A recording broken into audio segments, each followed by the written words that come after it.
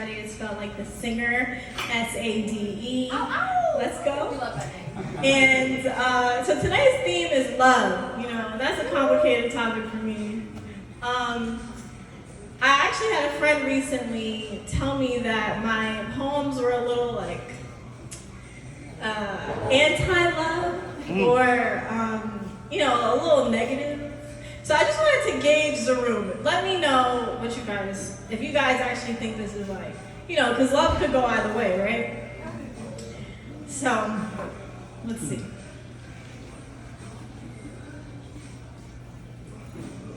Resisting you is like holding my breath underwater for an extension of time. Eventually, I have to decide to come up for air or I'll drown. I am either completely consumed by you or starving for more of your time.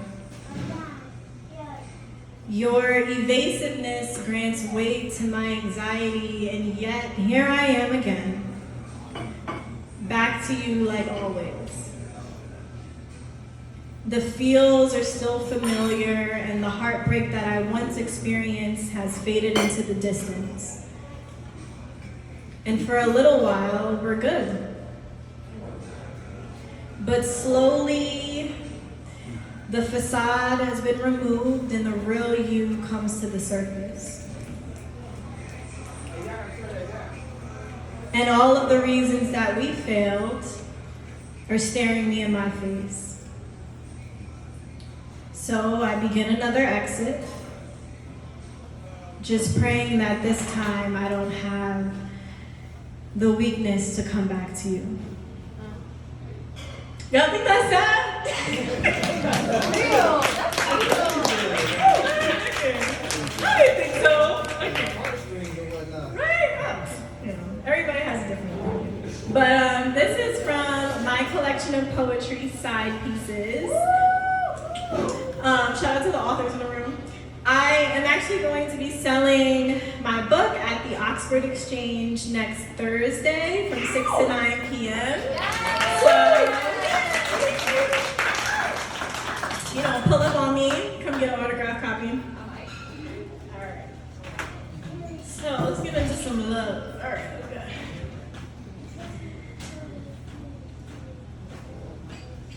Fire is what I thought I needed. The burn I confuse with passion. But with you, the flames didn't exist. And that's why I evaded your advances for so long. Until I realized that the sparks that I had in the past were just that. Leaving me scorched and the debris of my heart stinging all of my previous suitors. But me and you, our connection was real. Intimate without the obvious nakedness. And I love how you carry your scars. Without shame, you embrace them and love you. You know what real love feels like. So you give it freely without a need for it being reciprocated. And I envy that. And I envy you. Because secretly, I don't know if I'll ever measure up to the kind of love that you want to give me.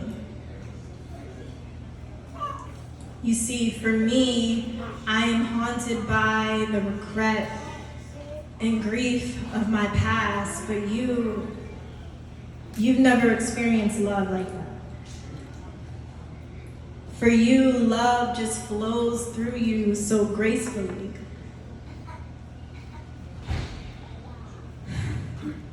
But the regret and the grief that I have, it blackens my heart, creating these somber poems that you like to tease me about. But when you examine my poetry, it doesn't scare you. it inches you closer. Because you want me to feel real love. You want to show me what this real love actually feels like. You want me to be loved by you. You want to be the one that changes my view. That was that one.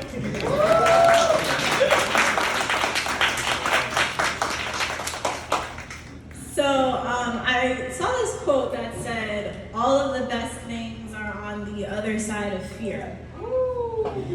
Right? All of the best things are on the other side of fear, right? So it got me thinking, and I opened it up. Love is a little scary for me. And I just started to think about, why do I feel like this? Why am I so terrified of giving my heart to someone? It's a difficult thing, but I've seen its cruelty. I've been on the sidelines of its manipulation and its abuse. And I too have been a bearer of its heartbreak. But this quote, it just kept saying all of the best things are on the other side of fear. So with my heart aching and with my pen shaking,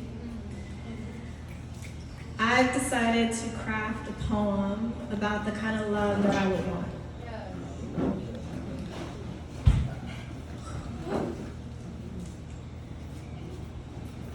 I want a love that will transcend. A love that's so magical that we'll continue to find each other throughout every lifetime. And each encounter, our connection just grows deeper and deeper. A love like my era of R&B. 80 baby, 90 baby. Leather pants, in the desert sand, on bended knee, just crying about how much our love means to me.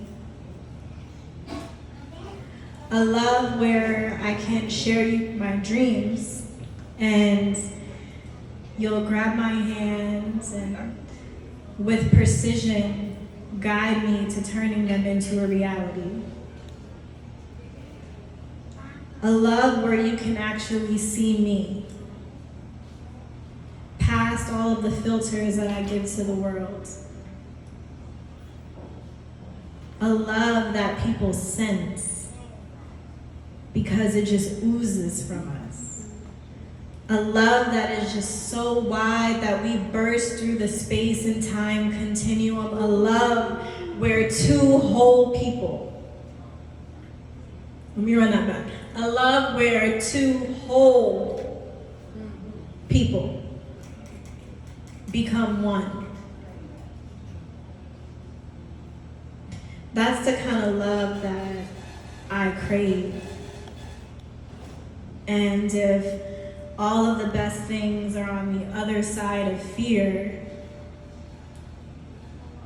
that's the kind of love that I would be willing to face. Okay.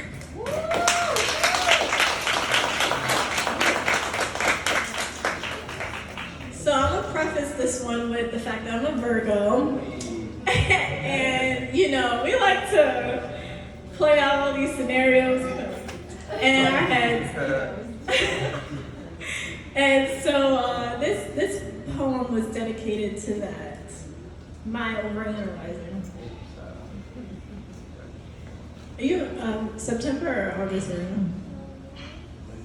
September or August or? Oh, September. Oh, okay. September. That's September 2? yes. The 12. 9/12. Yeah, right. Those are real Virgos. Right? The other Okay. one No was shade. I just want to skip to the good parts. The part where you admit that you're madly in love with me happily ever after begins. To the part where we're standing up in front of our family and friends at our 10-year anniversary, saying that love was just the tip of the iceberg of our relationship. I want to skip to the parts where I want to give up, but you show me that you never will. To the parts that seem murky and shallow, and you provide that guiding light. Because this part is so uncertain. This part fuels all of my therapy sessions. This part is the centerpiece of all of my wind down Wednesdays. This part is in the movies where, will they just kiss already? What are they doing? This is the part that coerces my heart to give up. This is usually the part where I run. But this part, it's so hard, but I know that this part is going to be the defining moment. Thank you.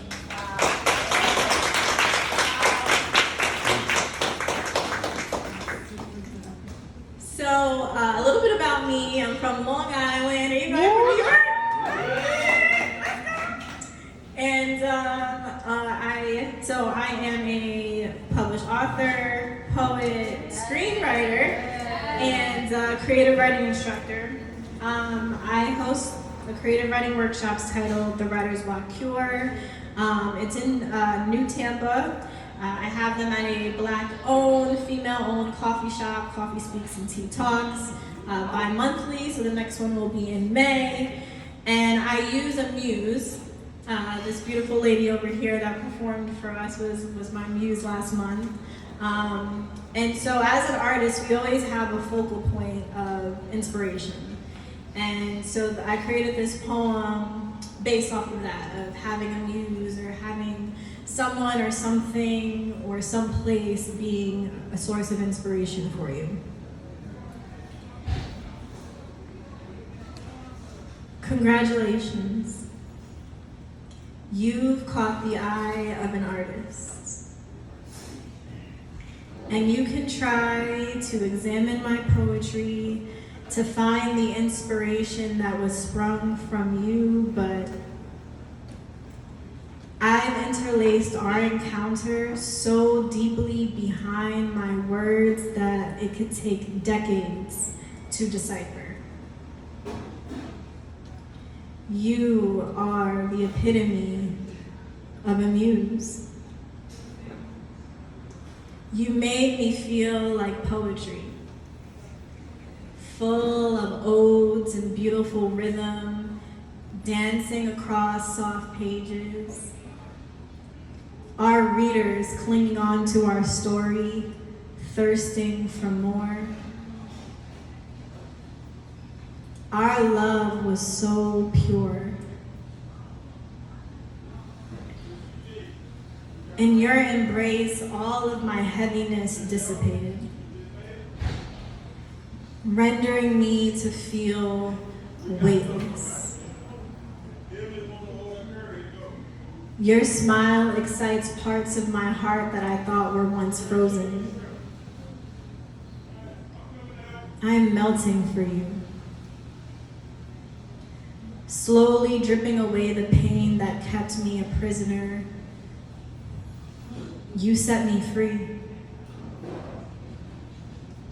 Your admiration for my flaws and your desire to help me heal my scars, but not for exploitation. You're not trying to save me. You're showing me how to heal myself.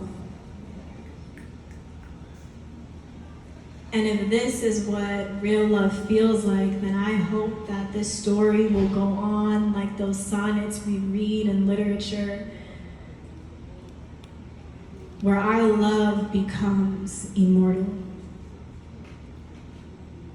Thank you.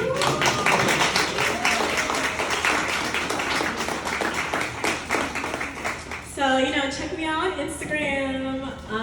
And so, do we have anyone on the list for the open mic? Cassandra. All right, Cassandra, come to the stage.